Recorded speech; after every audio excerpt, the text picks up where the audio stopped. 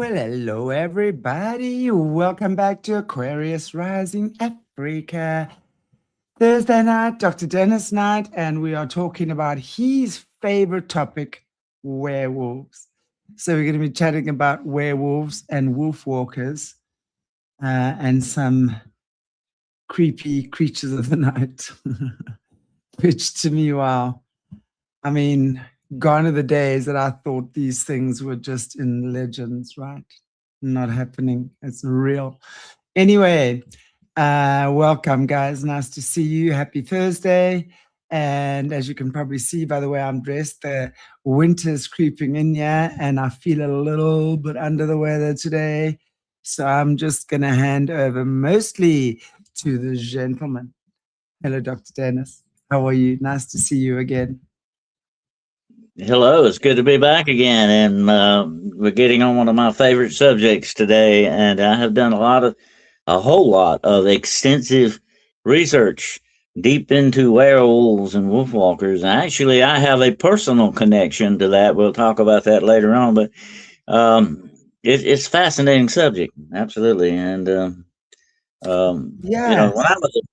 when I was a kid, Chantel, I was a monster kid. I love the old monster movies. I watched them religiously, especially the old Universal. And of course, one of my favorites was the Wolfman with Lon Chaney Jr. That was one of my favorites, and I always felt sorry for him. All he wanted was a girlfriend, and that's the way it goes. But anyway, uh, it was a very interesting. That was my introduction to werewolves. Okay, to that extent, and but it's like I'm going to say on my next book. When you're a child, you believe that monsters are real, and then you grow up to find out they really are. And Exactly. some of the most interesting monsters are the ones that are us. Okay, and that's what you looking at werewolves. Yeah. Walking around in human bodies too. Good grief. Mm. That's the most dangerous aspect of the werewolf. He could be your best friend. He could be the boy that you see at the grocery store or your Sunday school teacher or whatever the situation. It could be someone that you just would never suspect, and yet some nights, especially on nights of the full moon, they might be somewhat different than you might expect.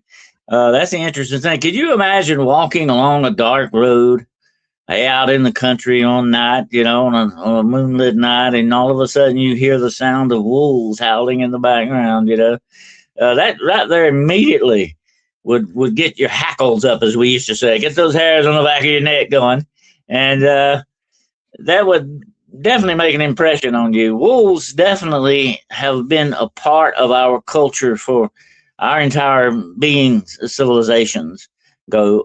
The wolf plays an intricate part, Other animals do that in other places, like in the African continent. You've got lions and you've got leopards.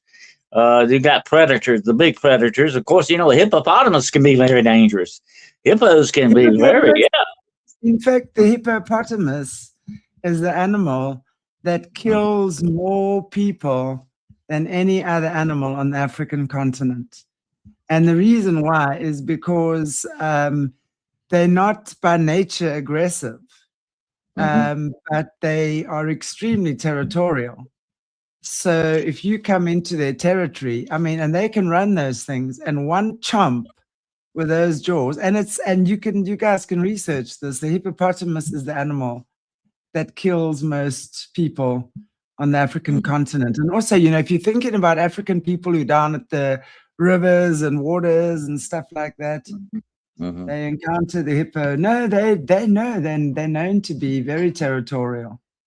I Interesting. tell you what, very, very so. And when you get into their territory, they not only begin to hunt you, but they consider you a threat to Yeah. them. You got to go. You got to remember that I've spent a lot of time in my lifetime out in the woods, in pursuit of certain cryptids and stuff like that. And I love to camp out too. I'm a good outdoorsman in that respect. I love camping. And matter of fact, tomorrow night on my show, Paranormal Point of View, I'm going to be doing horror stories of camping when camping really goes wrong. Okay, some really really freaky stuff happens out there in the woods sometimes. But you know. Um, I've run into a lot of animals. I've run into bears mostly. Bears are very interesting animals. You need to respect them definitely when you get in their territory. And I've actually even sighted a cougar one time, and the good thing about that is he didn't see me most of the time. That's the way that goes. If they see you, and that's the thing about the werewolf. Okay, I may have spotted a werewolf one time years ago, and we were actually in pursuit of another cryptid called the wampus cat. The wampus cat's very interesting. You would like that. It looks like a mountain lion, but it's got like 6 legs. Okay, can you imagine that? What? Yeah, 6 legs, and So what does it it look looks like? I mean, where do it's the sort other of legs sit? it's sort of it's found mostly in the mountains of North Carolina, which are to the north of where I live. The Appalachian Mountains. The Appalachian Mountains have many legends, and one of the most interesting is the wampus cat, and it is definitely a monster-looking mountain lion type animal, but it has 6 legs supposedly. And I was with that night. I was with two Cherokee brothers, Cherokee Indian brothers, and they were excellent trackers. And they were my host in the North Carolina mountains at that time. I've been to the mountains. I mean, I love the mountains. A lot of it's like going home when I go over there. I love the mountain terrain. Back in the younger days when I could climb mountains, okay. But anyway, we were tracking a wampus cat, or what we thought was. We were looking for this because it had supposedly been sighted in this area, and it was just like a night out of a horror movie. Actually, night began to fall, and the clouds began to lower on us. I knew we were about to get soaked. We were about to get drenched, and there was lightning in the background, thunder, and we had been tracking this thing for like the better part of the day, and we could, and it was playing a game with us, Shanty. It was just playing cat and mouse like with us, and it was leading us like deeper into the forest. Literally. Well, the brothers, we kept looking at these tracks. Now I think they went. I think they went off and did the call of nature for a few minutes, and I wandered off by myself a little bit further down in the woods, and I came up over a small rise, a hill, and I looked down, and it was like in sort of like a little valley, and we call those in the South, we call them hollers, or little ditches, like like little low areas. We call them hollers. Why I don't know, but that's what they call them.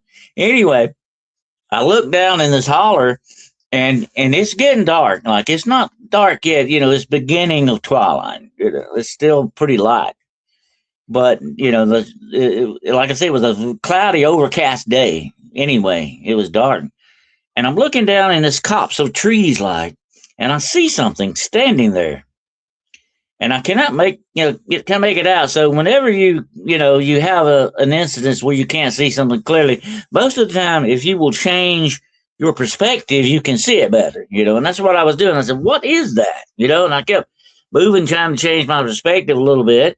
And I was doing it very quietly. I didn't want to spook it. I was probably maybe 20 yards from it, 20 or 30 yards away from it. Anyway, it was standing right in these trees, and I couldn't make it out. But the silhouette of it, it was not a bear. A lot of people said over the years I've told this story, said, oh, you saw a bear. I have seen plenty of bears. This was not a bear because the head was not right. The silhouette of the head. I couldn't see features like, a mouth and all that. I couldn't see the teeth or anything, but I could see the outline of it, the silhouette. The silhouette, yeah. Yeah. Well, the ears. Bear. Well, the bear has rounded ears. The bear does. These had pointed ears, okay? It had pointed ears, and that's the first thing that caught my attention. I said, what is that? Because that's not a bear. That's definitely... And it was standing on 2 legs. It was standing on 2 legs, and it was halfway in the bushes. I mean, I couldn't see the bottom part of it. I could see some of the top of it, and the bushes was surrounding it. And I said, what is that? And it was like sniffing the air. It was like moving his head, okay? And I said, honest to gosh, to this day, I believe that was something like a werewolf. And the only reason I'm here to tell this story to all of you is it did not see me. And that's the thing about the werewolf. There are not very many eyewitness accounts of werewolves because nobody lives to give them. Because the werewolf... But if you say that, and I've actually wanted to ask that question a number of times, so I just want to chime in here if you don't mind. I understand what you're saying, that if you say that not many people have lived to speak about these accounts they have or these meetings they have with these cryptids, but have there been people that have disappeared or been found mauled in a strange way, like we see cattle with the crop circles, right? So I'm wondering if we've actually come across humans in these places where these cryptids are known to be roaming. Are there human Well, yeah, anomalies? I've always said one of my number one rules of monster hunting is you go to where monsters been seen, you got a better chance of seeing them again. That's logical, and beyond logic always waits the truth. But and we were in this area where there had been strange reports, and that's why this thing. But I could see the snout, I could see all that, and I thought looked like. And here's why what makes me think it was not the proverbial dog man as opposed to a werewolf. We're going to talk about that in a minute. The dog man is sort of like a natural thing. Supposedly, he's a dog man 24/7 all the time. Werewolf can, like I said earlier, can be your next door neighbor, for part of the time that you know him. Here's the interesting thing. I thought I saw some clothing, but I could not say for sure. And I said, if that's clothing, if that thing has the head of a wolf, that's a werewolf. That's what occurred to me was going on here with this situation. And I started slowly. I said, "Uh-oh!" I started backing out of this very quickly. I started backing back out. I said, and I was going to go back and tell the brothers. I said about what I saw, but I said, well, it was so. I didn't want to really come out and just say, hey, I think I saw a werewolf, because that sounds kind of flaky, But I didn't, I kind of hesitated in telling them because I did not really see 100% what I thought I was seeing, And later on, when you see something like that, here's the thing about that, Shanty, it kind of shocks you. To me, later on is when it comes home to you that you saw, what did I see? And it gets you later on. Right then, at the very moment, you're just very curious. What is that? Kind of a situation. But later on, I think, God, that fit all the criteria of a werewolf, a traditional werewolf. But here's what happened later on. It made the seal the deal on this. I went back to the brothers. I didn't say anything. I said, well, that's, I'll think about it, see what. Maybe later I'll say something to them about it. I wasn't going to say anything. And so I went back to them and we kept tracking. And like I said, it was starting to get dark. The thunderstorm was coming up. Finally, one of the brothers stops in front of me and they say something to each other. I think they said something in Cherokee. I didn't know what they were saying. And I said, the main brother, he said to me, he said, you know what? These tracks are funny. There's something wrong with these tracks. We finally found tracks. Okay, we've been looking for a track line, and when you go hunting for something, you look for a track line, another line of tracks that tell you what you're hunting and what it is, and all these different footprints. These tracks are different. They tell you what animal you're dealing with. And the brother looks at me and said, "I don't understand this. These tracks are not right." I said, "What do you mean not right?" He said, "Well, back here, this thing was walking on four legs." And now, going down by this creek, we were by a stream of water. He said, now it's walking on two legs. I said, what? And he said, it's walking on two legs. And then the other brother says something, and he goes a little bit further down. He comes back and says something to the other brother. I said, what did he say? He said, look, we didn't sign on to hunt any damn werewolves. We're leaving. That's what he said. I said, well, okay, I guess I'll leave with you. And later on, that sealed the deal for what I saw earlier. I said, oh, I did see what I thought I saw. It really came home to me. And I told the brothers later on, I think I saw what we were tracking, but I didn't get a good look at it. I told them later on about that. But right then I said, well, if they're leaving, I guess I better leave too. Yeah, no, I would say that's probably a good idea. You know what I always find fascinating, and I know we've kind of spoken about this before, but I've never really gotten an answer that I find satisfactory. these werewolves, and I mean, obviously, I know that the darkness, it can get very, very dark, and there's all sorts of aberrations that come out of that. But Mhm. again, I ask you, Dennis, are these things created in laboratories from human DNA? We know, I mean, the more we're looking at the Epstein files, the more we're seeing just how into genetics and the modification, genetic modification of every species, right, has been important to these guys. So are these werewolves created naturally, or are they man-made? The origin of the true werewolf is very demonic. It is a product of the darkest black magic possible. It is a demonic force turned loose in this world, and it is in. I will say, you put this on, you put this force on, you wear it like a skin, to a certain extent. That's why we call some of these guys skinwalkers. You put this persona on, you take this energy, this demonic fury into you, and it becomes part of you. The beast takes over the part that is human, and this can be man or woman. Okay, the werewolf's not tied to the male or the female; it can be either one. But the interesting thing about the werewolf that you got to remember, and I did a show on this last night. Since you mentioned I did a show on these missing scientists and all that that's in the news right now, and I think they may be missing because they were taken for certain project. I think that may be what some of them, why they have disappeared. But here's something we need to and I will say this to everyone listening today, something we need to always remember and keep it close to us in our mind. There is certain information and knowledge in this world that if you access it, it can cause some bad things for you. If certain knowledge that you acquire you've heard me say stupid will get you killed. Okay. Well, certain knowledge can get you disappeared. Okay. And they can have things happen to you. And a lot of these organizations, whether they be satanic or whatever, guard those secrets well, because the secrets, we got to always remember this when it comes to governments or organizations and all that. They guard their secrets well because their secrecy is power. That's the power that they handle and play with.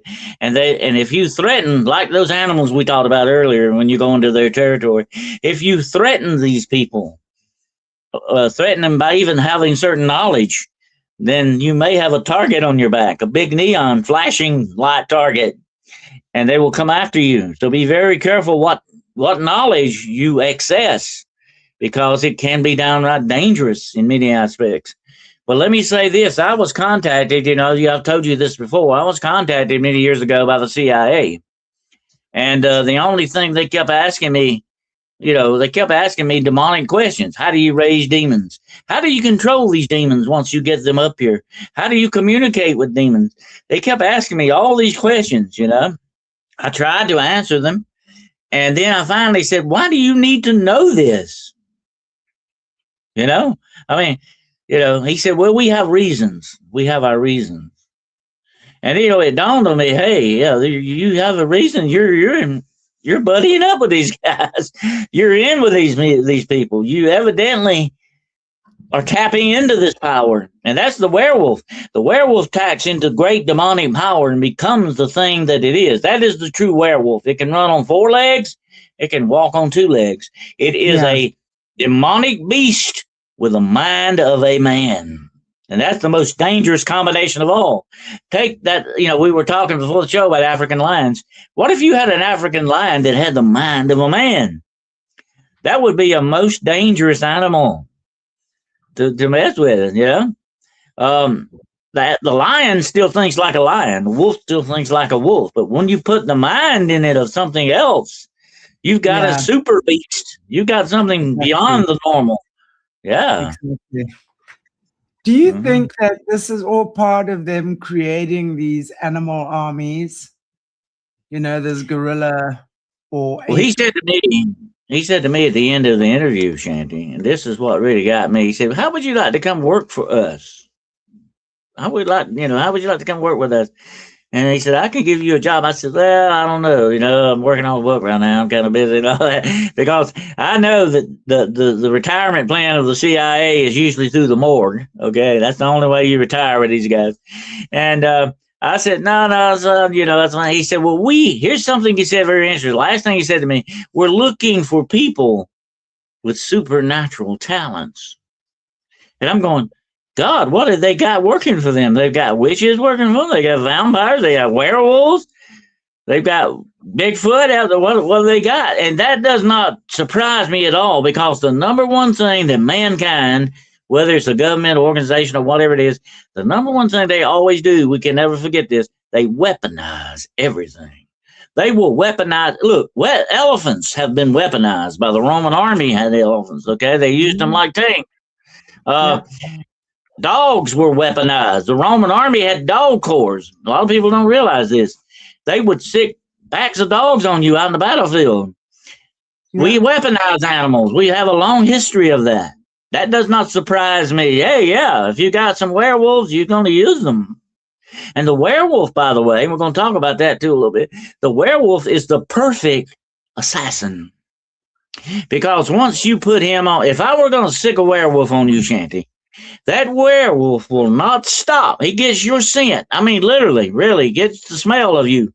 He's going to track you down and find you no matter where you go. He's going to unalive you in the most horrible way possible. Okay? He's going to tear you into shreds and then eat you just for the heck of it and spit you out. That's just the way werewolves are. That's the way. And somebody asked me this, not long ago, one show I do a lot of podcasts. Somebody asked me, how would you tell the difference between a dog man and a werewolf attack? I said, very quickly, you could do it, because the dog man just mauls you kind of like a bear does. A bear will maul you and then go away. Usually, unless she's very angry or she's got some cubs or something, she's going to be through with you in about 5 minutes. Okay. And you're going to be pretty well cut up and gnawed up, okay? But that would be what the dog man would do to you. A werewolf, on the other hand, this is going to be pieces of you laying around, okay? That's what he's going to do to you. He is a psychotic killer, a very apex predator. And once he gets your scent, that's the thing. He's got the mind of a man. He's tracking you. And he's not going to stop till he finds you. And certain people in this world have used werewolves as assassins. I've talked about the witch wars. That's where covens actually have wars with each other. I'm sure you've had some of your guests maybe talk about this. Yeah. They get into it. They get into everything. Guess what? They send werewolves after each other. They do. Yeah, the werewolves are apparently the protectors of the system. They're like the werewolf's already embedded with the cult, because these people are getting this demonic power. They are witches or warlocks or whichever sex you're talking about there. They get this power. They become werewolves. I could tell you exactly how you become a werewolf. I don't want to do that, though. You don't need to know that. But we don't want a shanty werewolf running around here, okay? Well, so give us the basic idea. Like we've been... Beverly explained how vampirism occurs. Explain maybe just in a way that helps us understand what is the process of becoming a werewolf. Is it a choice? It's very similar to the vampire thing, because all of this is dark witchcraft. Yeah, this is black magic. And what have I said about magic before, especially black magic, is nothing but the manipulation of reality. Okay? You are who you are. You're Chantel. That's your reality. But what if you change that and become something else? See, you're changing reality, and that's what these guys are doing. That's one of the 9 black gates of witchcraft I talked about before. That's one of the things you want to get, shapeshifting. Okay? You can do a whole lot with shapeshifting. And every supernatural creature can shapeshift. That includes angels, demons, etc., etc. They shapeshift. And so do witches. They want that power. And to get that power, then if I were to acquire shapeshifting. I could be a werewolf. I could be a vampire. I could be a crow. I could be a coyote. The list goes on because I'm changing, guess what? My reality to become that thing. I'm not creating, I'm just manipulating reality. You see. Because still inside the body of that coyote is Dennis. I'm still there. I would still be the same, but I'm in a different reality now. And it's kind of hard to wrap your mind around that, but that's what these people are doing. And those witches, remember we did a show about the dream witches. That's what they do too. Except instead of changing their bodies, they put their minds in the bodies of certain things, like a coyote or a wolf or a bear or whatever. And among some of the Native American tribes of America, they talk about bear warriors, men who can become bears. And we do know the Uffendar or the Vikings, they thought that they were wolves, or they became bears too. That's where you get the word berserker at. That's what that means. Bear skins. They would turn into these things using drugs and magic. They would change their reality, and drugs play a big part in all of this. And guess what the drugs are doing? Well, the drugs, magic mushrooms.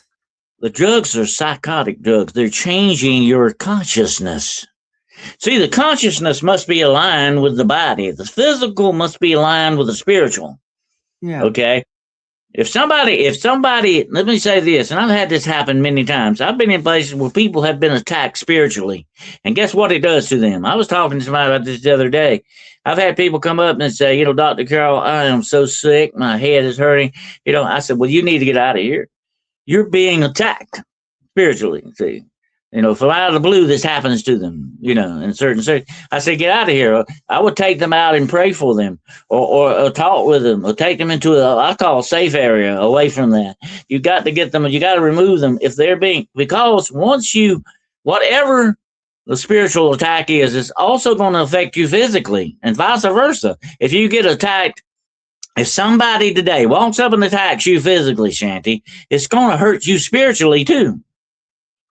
That's just the way that works, It's going to bruise you spiritually. It's going to hurt you that way. It's going to affect your mind. And I think without a doubt, your mind is where the inhabitation of your spirit resides. That's the physical part of it. But anyway, they're both connected. And that's what these drugs are doing. They're expanding their consciousness to a certain extent. And we do know that people on drugs can do amazing things. I have seen that with my own eyes. I was with a bunch of cops one time back when I used to be a cop. Took about 8 of us men, full-grown men, to hold this little skinny guy down on drugs so that we could handcuff him. It took 8 of us. And I'm saying, well, when you're on drugs, your mind no longer has limits. Your consciousness flows beyond those limits. And that's very dangerous in many aspects, especially when you combine it with black magic. Yeah, and your intentions are evil. And that's what the werewolf is. Now, there are different types of werewolves. You've heard me talk about this before. There are cursed people who have the curse of the werewolf. You have wolf men or women, as the case may be. You have wolf people, in other words. You got wolfwalkers, which we're going to talk about today. The wolfwalker is fascinating because it's the Irish werewolf, okay? And it comes from the old Ossory County of Ireland, which is where my people come from, by the way. They have what is called the Wolfwalkers or the Wolf Warriors. The Irish werewolf is not a bad guy. He's a guardian, kind of. He even guards children, believe this or not. Yeah, he's a guardian of children and of people who are lost in the woods. He will help them find their way back. He's the good guy, believe it or not. And he's also a warrior. He defends the realm. He defends the neighborhood and all that. He helps people. That's fascinating stuff. But yet these people supposedly can put on the persona of a wolf. I'll tell you a quick story that a priest told this one time. I mean, this a medieval priest left this record behind. Said one day he was out going down the road and a wolf comes up to him. And the wolf is talking to him. Okay? He said the wolf spoke to him and said, Father, would you please follow me in the woods? My wife is dying, and I want you to give her the last rites. And the guy and the priest said, "There's a wolf talking to me, you know. There's a wolf here talking to me, and he wanted me to go somehow the last rites." Well, being a priest, you know, he had to do that. You know, that's what you do. Okay, that's your job. So he said, "Okay, lead on. I'll follow you." And he followed the wolf deep into the woods, and he finally come up to a big tree, and there, lying at the bottom of the tree, was a female wolf, a she wolf, and she was obviously dying. So the priest gets down on his knees and starts doing the last rites. And the other wolf pulls the skin back, and she's a woman. And the priest gives her the last rites, and she dies. And then the wolf puts the skin back over her, and he thanks the priest. And the priest went back and told his, he told his monsignor, "Hey, I just gave the last rites to a werewolf." That's what he was. And that's a wolfwalker. They, in other words, become wolves and walk that way. Instead of walking no longer as human beings, they walk as wolves. And they are warriors. So, and this is this from the Irish people?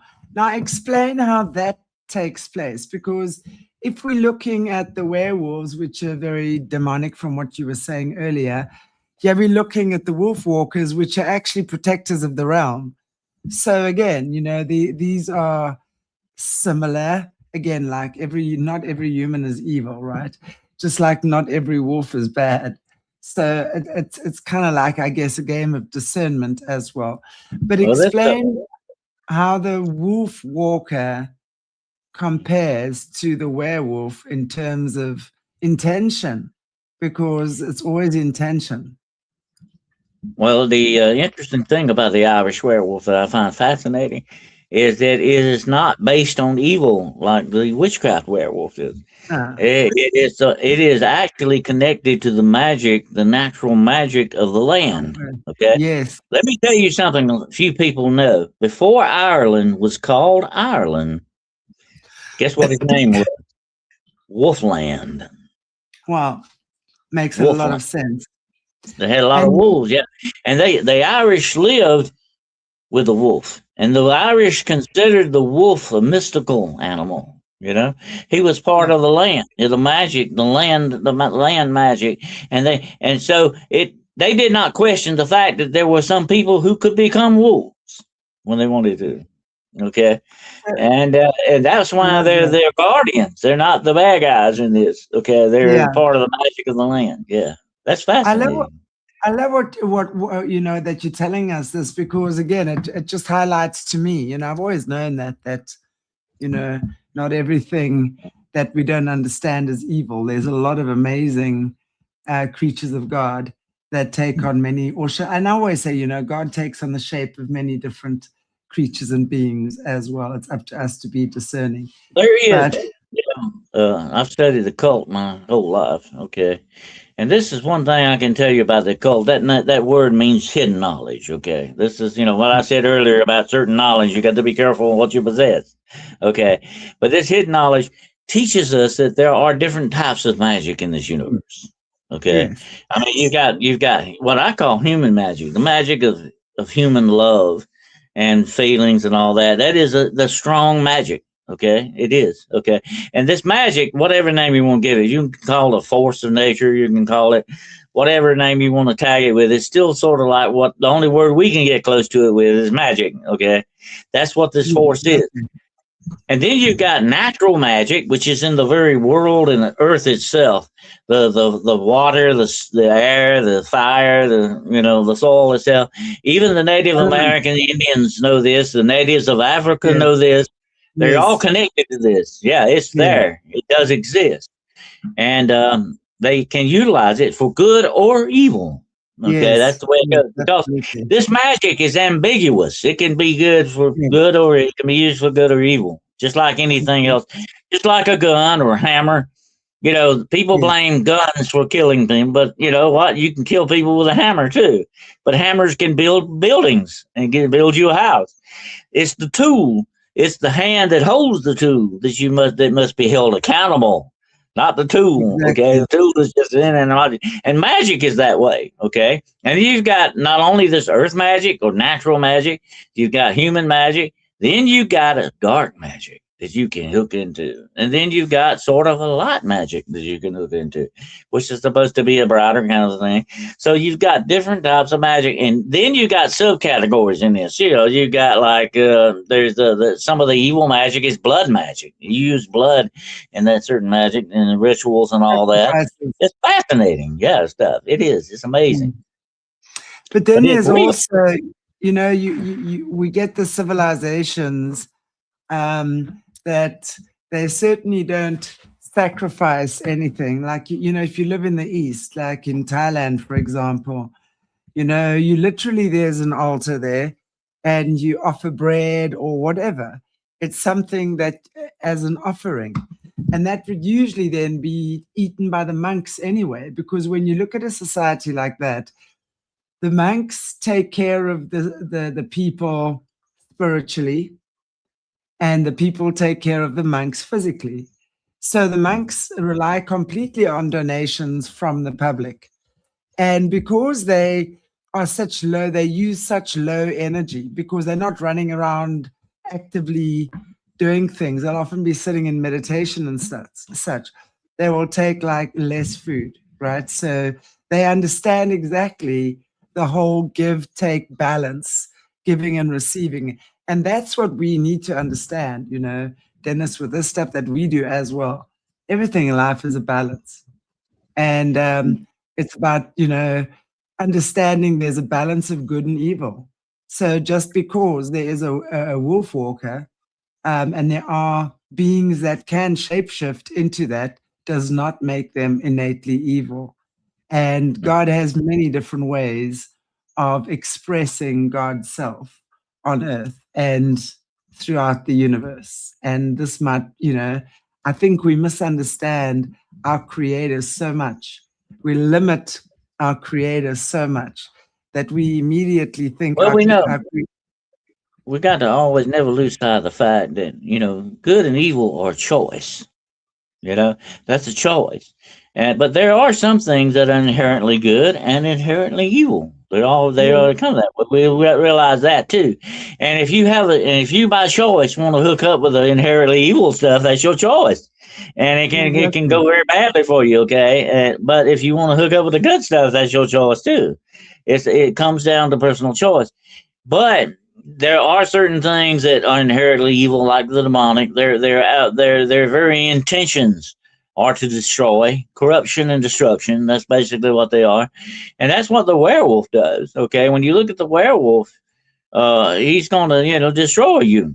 Basically, that's what he's out to do, because this is a force, a dark magic force that is very hard to control. I've had a lot of people tell me that over the years, and a lot of my studies have led me to believe if you're going to fool around with the darkness, you better know 100% exactly what you're doing, because Exactly. it requires a very big price.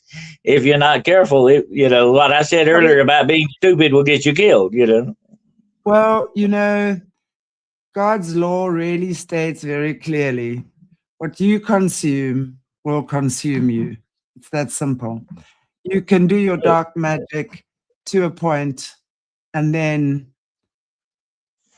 it comes back to you. Well, let And me say this, okay? If you and I were like evil warlocks, witches here, okay, and you and I said we're going to get together and curse somebody to death, or we're going to do whatever we're going to do, we got to realize something, okay? This is very strange.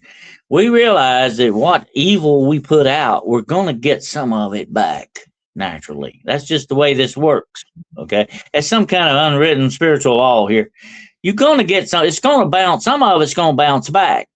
Some people can make it all bounce back on you if you're not careful. So that's when witches get into it with each other and have witch wars. They fight each other this way, okay? And forth. And so you hit me with that, I'm going to hit you with this kind of thing. Just like nations have wars, okay? That's the way they do. So they use this. But naturally, I'm just saying, if you and I were casting a spell, doing a ritual or something, we realize that 10% of that's going to come back on us, because we're doing evil here. Okay, and evil always requires a price. no matter what you do.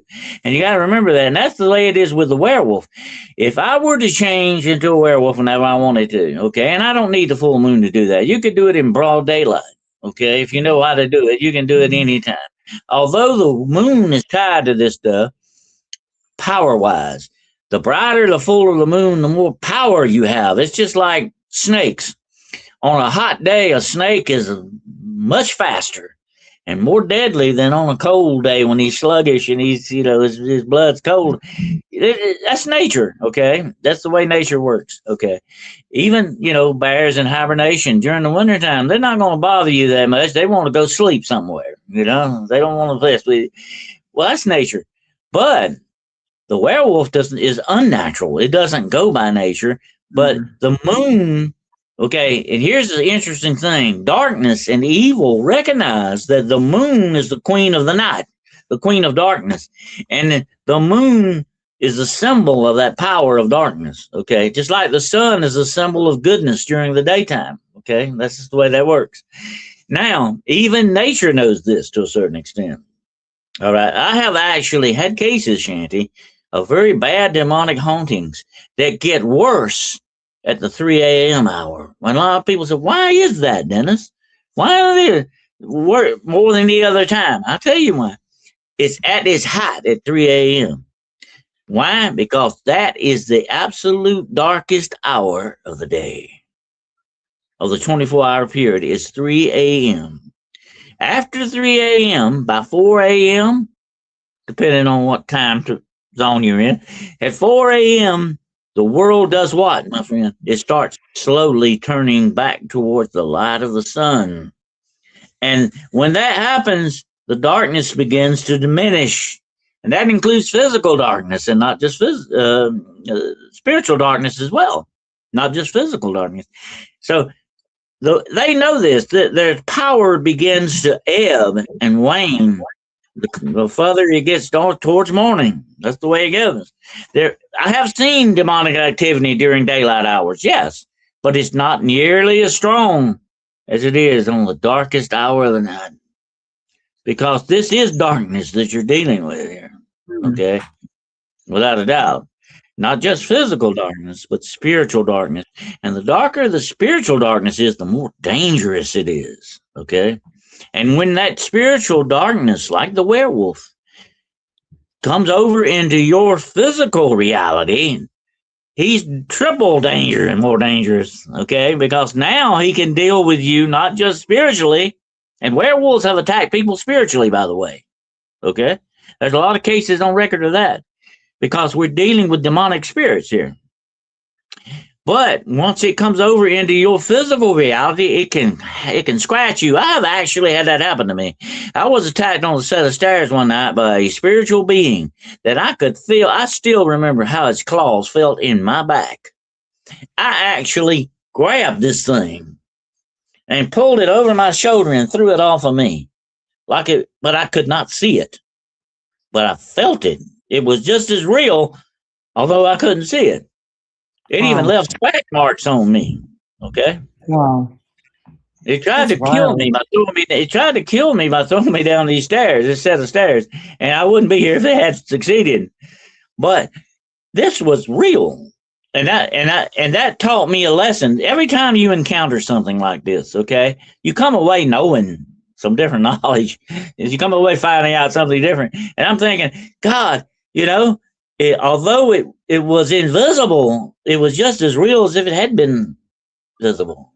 And its reaction was that everything in this universe, no matter what it is, seen or unseen, and that's why I became a doctor of metaphysics, to understand how the unseen affects the seen aspects of the world around us. Even the unseen is capable of doing these things and coming over into the physical aspects of your world and doing stuff to you. I've had a lot of people. I'm going to tell you a quick story.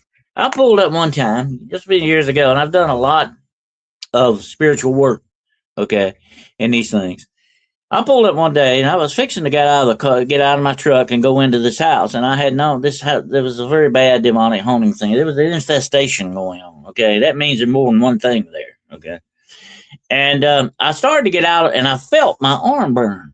my arm. I looked down and I looked at my arm. There was 3 scratches. That's the demonic 3 scratches. Always just 3 things on there. Starting to appear on my arm. And I said, I've never had that happen before unless I was actually in the place, I hadn't even got out of my truck. And I said, no, this is a bad sign here. And I poured some holy water on him. Okay. I just don't know why. I said, I just poured some holy water. I got out and I said, when I stepped out of the truck, I spoke to this thing. I said, look, I know what you're trying to do. You're trying to freak me out here, and it ain't going to work because I'm coming in and kick you out. Okay. I'm coming in and deal with you. And about 3 hours later, I looked down after, we got everything situated. It's a long story, but I looked down and the marks are gone. Like as if they'd never been there. And that taught me a lesson there. These things can mark you or affect you spiritually. It's different than physically. You know what I'm saying? See, you scratch somebody physically, the scratches are going to stay there for a while. They're going to stay there for several days. But spiritually, it was a spiritual attack. See what I'm saying? Right. It affects you differently. Yeah. And people need to realize that you get attacked by this. And I found this out. Here's the physical effect of actually, if let's say a witch doctor attacked you right now and threw some kind of spell on you, some kind of another attacked you spiritually, okay? Guess what will happen? You'll get weak. You'll kind of heat up a little bit. You get warm, sweaty, hot. Also, your blood sugar will drop. It happens every time. Blood sugar immediately drops. That's why I tell people, eat a piece of chocolate, get some candy or something, get your blood sugar back up, you'll feel better, okay? It does that. I've had it do me that way. It'll drop your blood sugar. I mean, if your bottom's out, you'll pass out. Okay? That's what happens. And I've actually seen people in exorcisms do that. They pass right out because the blood sugar dropped so far down on them. And we're not talking about diabetics here. This is natural, normal people. Okay? That's weird, but it happens. This is the physical effect of spiritual attack. That's just one of them. There are many different kinds of effects that these things can do. I was attacked one time by a demonic spirit that was sitting very close to me. I was probably about 2 feet from this thing, okay? And I felt this coldness and numbness, real tingling, like start up my leg and start slowly up my thigh, up to my whole body. It felt like I was having a heart attack or something, And I said, okay, that's enough of this. It's attacking me physically. And they can attack you in different ways, emotionally, mentally, spiritually, physically. Those are the 4 ways mainly they attack you. Okay, the werewolf will attack you that way too, because he's a spiritual thing. He's a combination of the physical and the spiritual. He is a person who has become a spiritual, supernatural entity. And that's what I find so fascinating about the werewolf, because it's a person in there somewhere. There's a person in there. And like that thing I said, it requires a price from you. Every time you do this black magic, it's going to take a little bit of you with it. Every time. And the more I turn into the werewolf, every time I turn back to the human will be less and less. Eventually, one day, I lose my humanity and I'm no longer a human being anymore. I'm a werewolf, 100%. That's it. I'm an animal. I'm a beast from there on. I lose my humanity. I lose my soul. When your humanity is gone, your soul is gone. Okay, that's what makes you human. And that's what the price is required for this stuff. And that's why people come to me, tell me how to do this, how to become this. I say, you don't want to do that because the payment for it is your soul. And if somebody once said years ago, what would it profit a man to gain the whole world and lose his own soul? Nothing is worth that. That includes becoming a werewolf or a vampire or whatever you want, or the greatest witches you could be or whatever. That is what the darkness requires from you eventually. Okay. And that's what, unfortunately, and I have to wonder about that. Are some of those dog men out there really werewolves that have gone too far and they can't come back anymore into human beings? They're stuck that way. I have to wonder because there could be a possibility on the dog man thing. We have a lot of reports on dog men and stuff like that. There's got to be a reason. But I have also found evidence that some of these dog men like creatures are beings called forth from the darkness, conjured up to do certain things. Because, like I said, they're perfect assassins, they're perfect servants to go out. There is rumor that the hounds of God, you ever heard of that? And actually a werewolf cult inside the church. They work for the church. They work for the Pope, supposedly. They are werewolves, priests who are werewolves, the hounds of God. That's supposed to be founded back in medieval. That would not surprise me at all. Would not surprise me at all. Because we know about the Catholic Church. Yeah, they're the perfect way to get somebody if you wanted to do it. They were perfect murderers in that respect. And, that would not surprise me. Not one bit. There are definitely... I talked to a guy one time. It was a very fascinating thing. That's the guy said he was like I think almost like 200-year-old werewolf. Okay. And I asked him a question. I said, well, if you're a 200-year-old werewolf, are you immortal? Are you going to die one day or what? I was asking him a lot of questions. I probably bugging him here. But anyway, I said, are you immortal? He said, well, let me say this. He said, the smarter you are, the longer you live, even for werewolves. So what he was saying here, I said, let me ask you a question. Do you mean there are people hunting werewolves out there? He said, I know without a doubt there are, and they work for the church. And there are other werewolves hunting werewolves. That's who the hounds of God was. I said, I put two and two together. I said, bingo, the hounds of God. The church is using them to hunt other things. Okay, that's what their job is. Okay, but that's what this guy told me about. This is wild because we've been told, for those of us who've been watching Jessie shows from the beginning already, right in the beginning, she spoke about that, and the wolves being the protectors, the high-level protectors of the system. Okay. Which makes a lot of sense what you're saying. And I mean, especially when especially speaking about the hounds of God of the church. And would make sense because if the Vatican is sending out their wolves to take out other wolves, that would tell me something about where the system is at. Because they are probably, shutting people up now, right? Which is why this is happening. Oh, yeah. And, we got to remember one very important thing about the church, okay? It is not just an organization. It's not just a church. It is a nation unto itself. It's got its own army. It's got its own hierarchy. It has its own bureaucracy. It is a nation. And every nation in this world, like the CIA I ran into, every nation in this world, okay, but has two faces. Every organization has two faces, Shanty. The public face that it lets you see and the private face that you never get to see, man. And then we realize that this even goes with witch covens and satanic churches. This goes across every spectrum, okay? You've got the public and the private, the two masks that they wear, okay? And what they want us to see and what they don't want us to see or to know. And the church is no different than that, maybe worse in some ways because of that.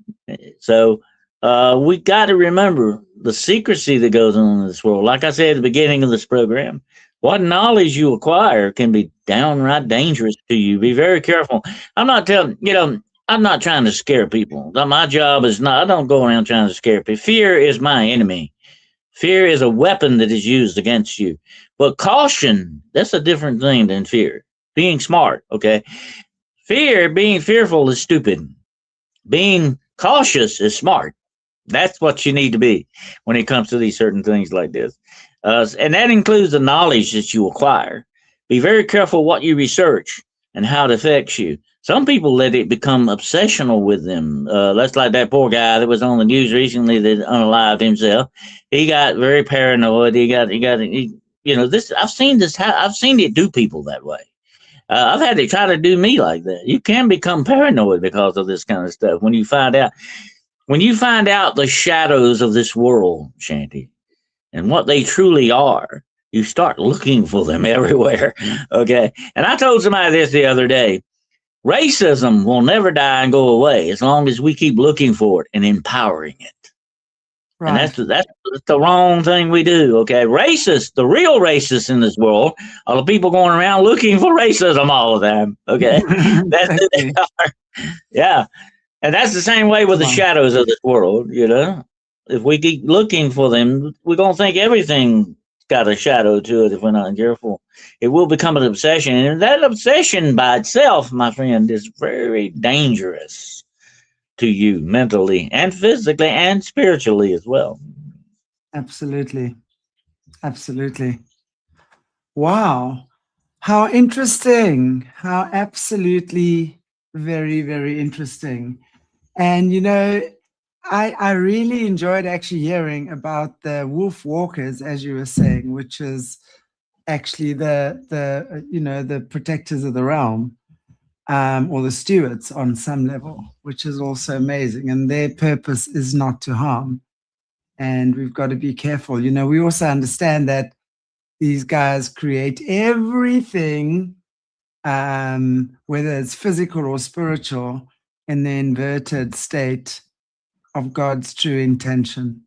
So the werewolf may well have been, they may well have tried to emulate the wolfwalker with that, and, you know, got all the negative aspects of it. But it's super interesting, Dennis. So thank you for sharing that with us. Really, really appreciate you. I'm not sure if there's anything else that you still have to share on. Well, I kind of found out, you know, why I get, kind of get the feeling I should howl at the moon sometimes. Maybe it's in my blood. I don't know. I'm a good bit Irish, okay? But actually, I found out my family actually comes from that very county where all this began in. And the counties back in the day were kingdoms, actually. They were little kingdoms like. And the Carroll family, the old Carrolls, were very prominent in that region. And so I may have a little bit of it in my blood. I don't know. Well, it's very amazing to me because a couple of weeks ago, we actually did a show with Miles Johnston, who spoke about that, and he is an Irishman, and, you know, spoke about how the Irish have been attacked by the British Crown. And you look at the potato famine year after year after year, and that was all sacred ground, Dennis. That's why they poisoned the potato crops. And I'm sure it might, I don't know what area, but, you know, when you're looking at Ireland, and again, let's never forget, it's one of the First Nation tribes. So they carry with them, like the Vikings, they carry with them a lot of sacred knowledge, sacred wisdom that they just in their being. You know, as you say, the Wolfwalkers, for example, these are just a genre of souls, if you want to call it that, that can operate in that way. And I mean, that is amazing. I love that. So it's super interesting. And I'd love to actually have further discussions around that, especially around Ireland. I've also got strong Irish roots, and I love. The Irish have always been people strong with the land. Okay, they have that mystical connection to the, not just this world, but to the unseen world as well. You know, you have the fairies and you have all that goes on with that. The Tuft Denanin. You know, we talked about the myths of the white gods. You know, we did a show on that. That's tied into the Tuft Denanin. They came out of the sea. They were magical like people. I think they may have had a technology that was, like I said before, you know, technology and magic, there's not a whole lot of difference in them. It just depends on your point of view. Yeah. Exactly. If you think about it, really, with the technology they're using, us is really iconic magic. You know, Mhm. they just make it out to be technology, in my opinion. What what But there what you're again, doing right now with the guy you hung as a witch 200 years ago? Okay, oh my that's gosh, just yeah, no, just exactly, different historical perspective on that. exactly, you're right, Unfortunately, exactly. we have to be careful and not end up on the wrong side of history. Definitely. Um, Well, we always come back, Dennis, and here we are again. yep. Anyway, guys and girls, thank you, thank you, thank you. I really appreciate everybody for being here and joining us again on our bi-weekly Thursday night with Dr. Dennis, where we get to hear all about the creepy creatures of the night. And Dennis, you don't ever disappoint. So thank you so much. Maybe is there anything you want to say just in closing? Where can people get a hold of you? Or what are you up to over the next few weeks? Okay. Well, on Wednesday nights at 8 o'clock p.m. Eastern Standard Time of the United States, you can watch an episode of Hunting the Shadows. That's my main YouTube channel. Hunting the Shadows. Just look it up on YouTube and join if you want to, and subscribe. We have shows on Friday night as well. I'll be doing one tomorrow night. Paranormal Point of View at 8 o'clock p.m. Standard Time as well, Eastern Standard Time is that. And also, I have a paranormal consultation service. If you have a paranormal problem of any kind, whatever it might be, you can contact me and we will talk about it at denniswcarroll.com. That's my website. Also, my books are available. I have several books available on Barnes and Noble and Amazon. Just look up the author, Dennis W. Carroll. Well, there you go. Sorry, Grandma's eyes here weren't that sharp earlier to find your banner a whole lot quicker. Okay, guys, thank you so much, Dennis. We'll see you back in 2 weeks' time. I'll see you guys back again tomorrow with Melissa Du Spears. She's the lady that I spoke to last week, Friday, speaking about her book, Holy Disobedience. She's brought up in the Seventh-day Adventist Church and speaking about her experience there. Fascinating story. So join me tomorrow at 7:30 for Melissa. Saturday, Jerry Marzinski. So I'll see you guys there, and also drop in with Shanti tomorrow. And I'll catch you then, guys. Take it easy. God bless you, Dennis. And I'll see you back in 2 weeks. Okay, everybody. Mwah.